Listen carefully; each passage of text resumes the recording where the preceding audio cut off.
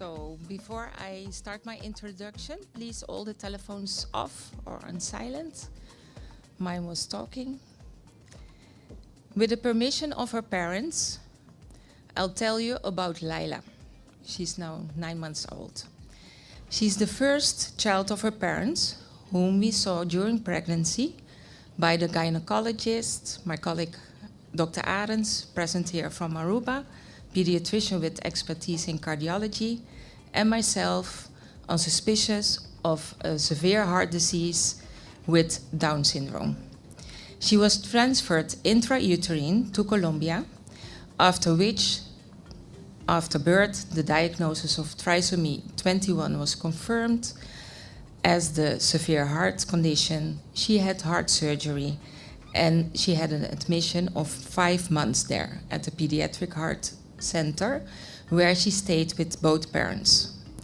Because of our island settings, she had heart surgery and treatment 5 months away from home.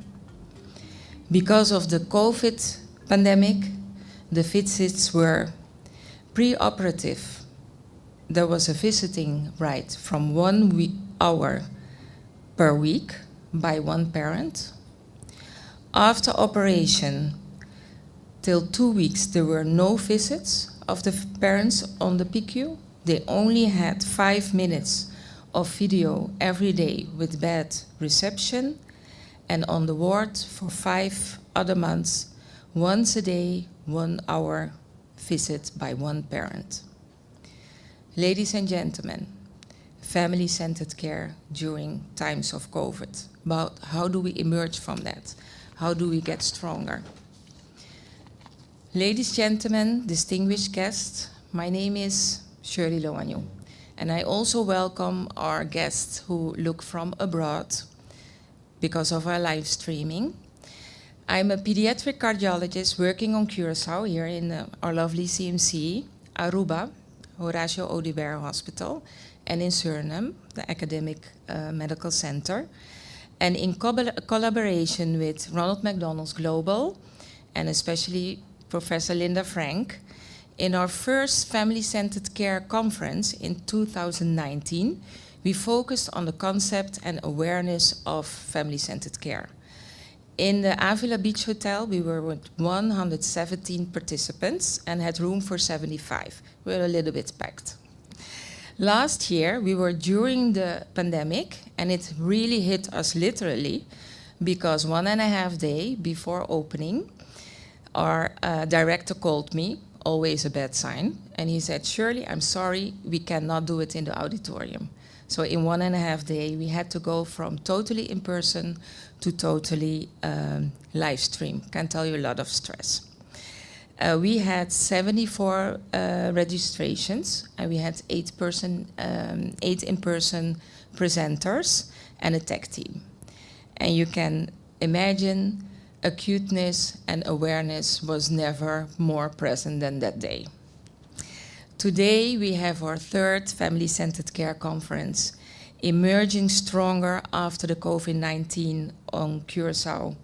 We will have a hybrid meeting. We have 50, or I think 55 in-person registrations. Some people will come and go during the day. Our goal was 90 live streams. Yesterday even we had 89, so our project manager Renate said, this is sad. But luckily this morning we saw 96. And we are from the States, Scotland, Suriname, Aruba, Sint Maarten, Netherlands, Curaçao, of course, Bonaire, and I hope from Colombia as well. We will see.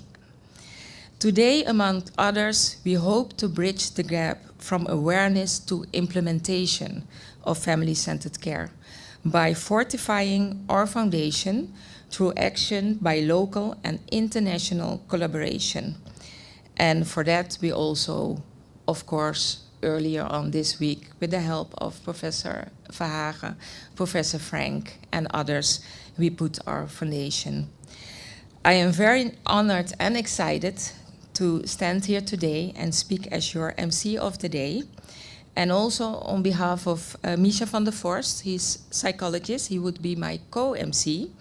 He was involved in the whole setup of the program and the questions, but today he's finishing his postdoc training in Aruba. He thought he could come back and forth, but of course he can't.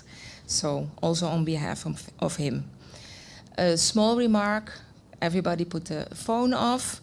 Questions will be at the end of every session, and we also have, let me see, yeah. We will also have panel and Q&A sessions. And that was what I wanted to discuss. So now, for the opening, I transfer you to our Executive Director of Ronald McDonald's Housing Charity Curaçao, Mrs. Claudia Rigo.